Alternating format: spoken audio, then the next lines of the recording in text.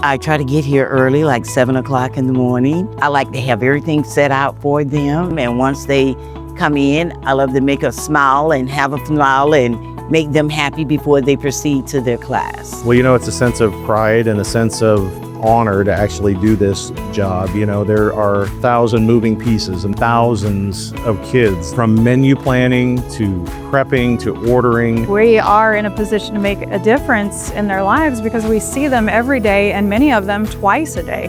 Every single student. It's not just the kids in our classroom, it's every single student. They come in, they're happy from recess.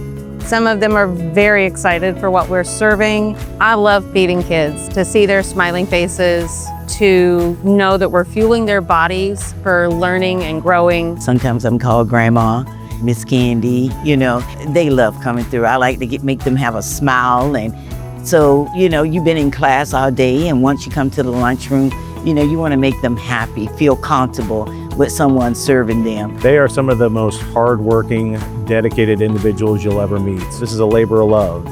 They really have to enjoy making a difference, because you really do. You see the smiles on these kids' face, and it really makes it all worth it. We love our Child Nutritional Services team. Thank you.